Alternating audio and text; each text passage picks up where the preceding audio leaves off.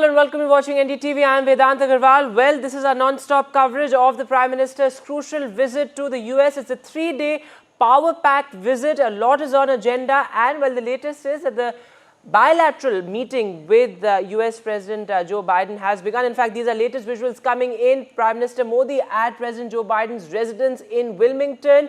The bilateral has already commenced. These are visuals of his motorcade reaching President Biden's residence in Wilmington. This is, of course, the first time that President Biden is hosting, a world leader at his private residence. There you can see the defining visual from this evening, from the first day of the 3-day visit, Prime Minister Modi with President Joe Biden, and he is taking him inside his residence there for that crucial bilateral meeting. A farewell gesture in a sense as well from Prime Minister Narendra Modi and the Quad leaders to President Biden, because this is, of course, his last Quad summit before his term comes to an end. But this certainly is a defining visual from day one of the Prime Minister's visit.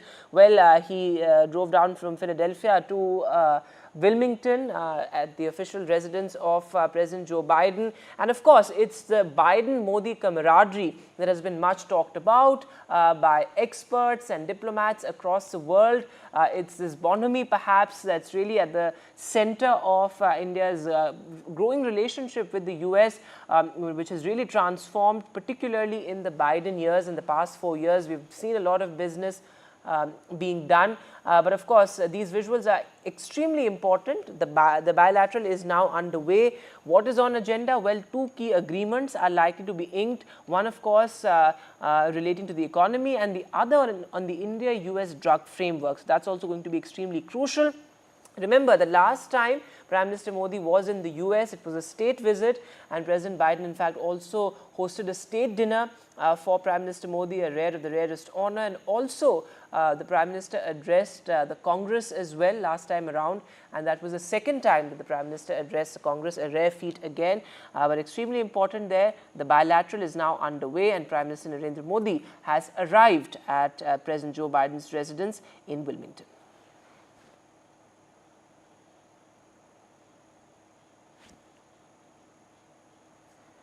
All right. In fact, joining me on the show this evening, I have a very special panel. Harsh Pant, Vice President, Studies and Foreign Policy of ORF. Also, Dr. Bharat Barai, Chairman of US India Community Foundation. Yugendra Gupta is also with us, and Mr. Gunjan Mishra. Thanks all very much for being with us. Dr. Bharat Barai, going across to you. Well, these visuals are extremely important, and also, it's the Modi-Biden camaraderie. All right, I'm being told Dr. Bharat Barai is not with us. Let me go across to you, Yogendra Gupta. Well, as I said, it's the Modi-Biden camaraderie, the bonhomie, that's really been talked about a lot. And it's begun with a hug, and now the bilateral is underway. What are your expectations as far as this meeting is concerned? See, US and India are the biggest democracies of the world. And any relationship and the cooperation between those two democracies is going to be always welcomed by the world. And that will be both democracies work for the freedom of the speech and the democracies and for the betterment of the humankind and human being. So that's with the meeting of the Modi and Biden, I'm pretty sure that is all what is going to come out of it also. 2 key agreements likely to be inked as well, apart from, of course, the larger issues of security and defense and the larger peace solution that we're looking at very closely. But these 2 agreements, I think that's a lot of interest as far as they are concerned. The India-US drug framework, and also economically, we have seen that our trade has really gone up, particularly in the past 1 or 2 years. There has been a great emphasis on exports and imports. But how do you see these 2 agreements, in a sense, strengthening our bilateral relationship? Yes, so the economic growth is between the two world's largest democracies. As this grows, economic cooperation, definitely it is going to help the entire economic system in the entire world. So from that perspective, I see this agreements between India and Bharat are going to help both the countries. I, being the US citizen here in the US, I look forward for these agreements and the benefits for both the democracies around it. Absolutely, and I think something that you mentioned was extremely important, that economically as well, India and US are at a position where we're closer than ever before. Would you say, Yogendra Gupta, also that we've undergone a major transformation, a paradigm shift in the India-US relationship in the Biden years, given the fact that, of course, we've seen so much being done, whether it's the semiconductor plant being set up, whether it's the innovation handshake, as it were, and of course the people-to-people connect that's been much talked about. Do you see it as some sort of a polar shift in the relationship between the two bilateral partners? Yes, definitely. The bilateral relationships between both the countries, US and America, is developing and growing over the last decades or so in a very positive direction that I feel and then see. And I think this relationship is going to grow further, irrespective of the leadership, uh, the growth Yes. on this relationship, because this So, is the so, so human that's again an relationship, like the important point, that democracies. the relationship is only going to go further from here, irrespective of the fact that there is a change of guard in the offing. All my other guests are also now with us. Mr. Harshpant, going across to you now, what are your expectations as far as this bilateral is concerned? Looking at the larger geopolitical context as well, the Prime Minister's visit to Russia and Ukraine are also likely to be brought up in this key bilateral meeting. But go ahead, on top of mind, what are some of the key issues you think would be addressed? Hi, I think this is certainly one of those visits where Prime Minister Modi would be, in fact, thanking President Biden for his stewardship of this very important relationship over the last 4 years. And I think, in some ways, this is a meeting to consolidate the gains that have been made under President Biden's leadership, and of course, wait for the new president to take over. But largely, I think we have, what we expected is bilaterally, we are looking at strengthening cooperation economically in critical technologies, particularly semiconductors. We are looking at a drug partnership and health partnership to be expanded. So I think there are a number of areas where perhaps we will take our partnership forward, benchmarking them with regard to what has happened in the past, but also then taking this conversation to the Quad level later on, which is going to happen. We will see a more multilateral approach to these questions. And of course, how do you deal with instability in Indo-Pacific, and what perhaps can be done defense-wise, maritime-wise, insofar as the wider multilateral structures are concerned. So I do think that both these dialogues, bilateral dialogue as well as the multilateral or minilateral dialogue at the Quad, is going to shape or is going to be part of the larger structuring of India-US relationship that has grown by leaps and bounds. And perhaps this is one moment to reflect back, as much as to reflect back as to look forward, because I think of the unique role that President Biden has played in this relationship. Absolutely. And Dr. Bharat Barai, as much as this visit is about the larger issues of security, defense, and of course research and innovation, it's also about that people-to-people connect that's become such a cornerstone of India's diplomacy, particularly when it comes to the US. Why is this diaspora diplomacy such a key part, a cornerstone of India's relationship with the US? I mean, we saw those visuals of the diaspora really rolling out a red carpet for the Prime Minister, something that's become almost a trademark as far as the Prime Minister's visits abroad are concerned. See, the diaspora is recognizing that after almost 7 decades, India had a prime minister who had a vision. He was honest. He did not allow corruption at the higher level. He dedicated himself to growth of India in all the fields, whether it is education, industrialization, agriculture. So he is tirelessly working for last 10 years to bring up India's level. And you can see that now India has become the 5th largest economy in the world and is likely to become the 3rd largest economy. So where do you see a prime minister who is so dedicated to bring up the growth of the country and his vision that by 2047, I want to make India a Viksit Bharat.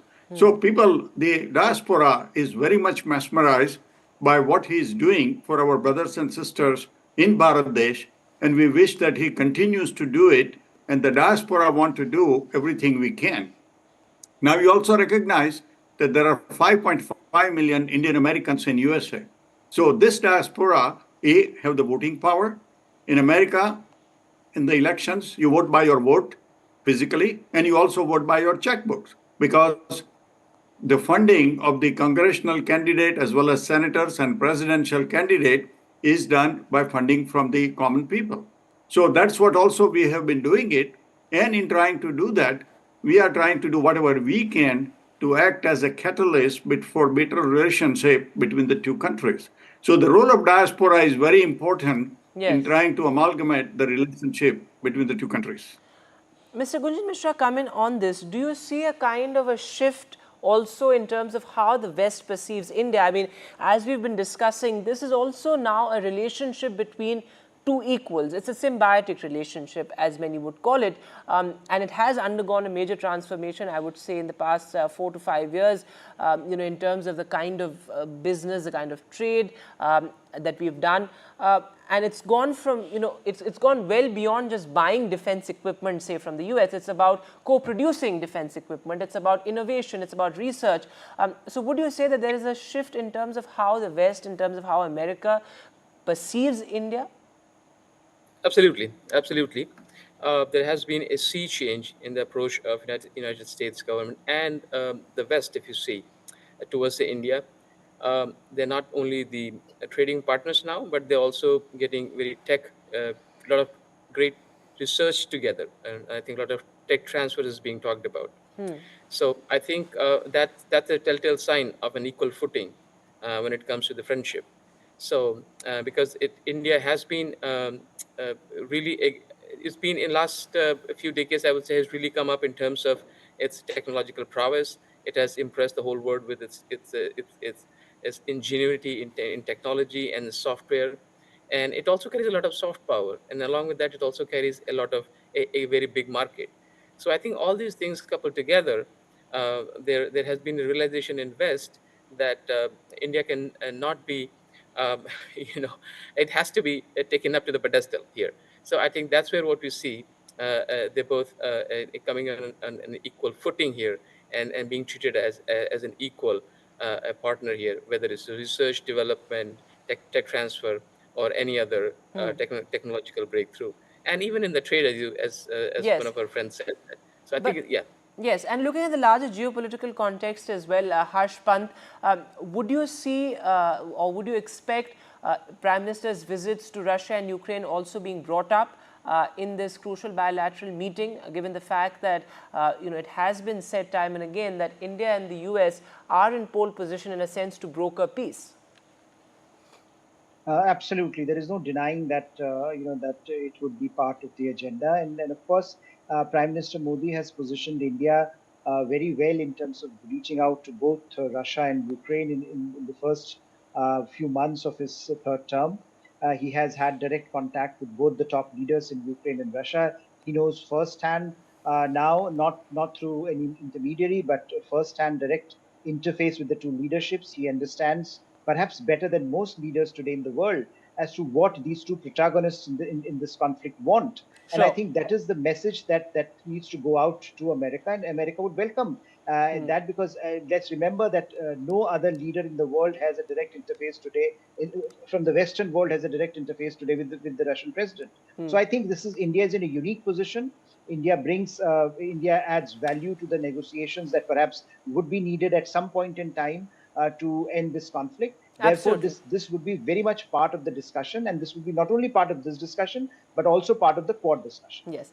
Dr. Bharat Barai, the last word to you, because of course, as we discuss the larger issues, it's very much about, as I said earlier, people to people connect. What are the expectations of the members of the Indian diaspora as far as this meeting is concerned, this bilateral is concerned? There have been various, concerns. Of course, reverse migration is almost a reality now in the US. We've seen IT professionals coming back home here in India. What are the expectations of the Indian American community there of this meeting? Well, we hope that the cultural ties between the two countries, economic ties between the two countries, the military ties between the two countries, and the technology ties between the two countries, they continue to grow. We both are large democracies. We are pluralistic countries. we have so many things in common. We respect human rights, we respect freedom, we respect economic opportunities. So, as NRIs who have lived here in this country, we very much wish that this relationship consolidates, goes further, which will be to the great benefit of both countries, especially people in India, where we can bring up their living standards. I think that's a very important point, which is why this visit is extremely high stakes. Thanks very much, gentlemen, for being with us this evening. This remains one of our top focus stories here on NDTV. For now, a short break. But on the other side, our colleague Vishnu Shom will get us all the action from the ground. Hello and welcome. I'm Vishnu Shom in Wilmington in Delaware in the United States, where Prime Minister Modi gets set for a one-on-one meeting with the US President Joe Biden. Also a very important meeting of the Quad grouping. He has a huge presence over here. He's very popular among non-resident Indians. There'll be a massive community event in a few days. We would have never had a chance to get this encounter, and so we're super excited. There's a lot more opportunities in India, and it's a growing economy. It's a great opportunity. Very excited. And he'll also be speaking to CEOs and at an important international conference. I'll bring you all the details on the ground right here on NDTV 24/7.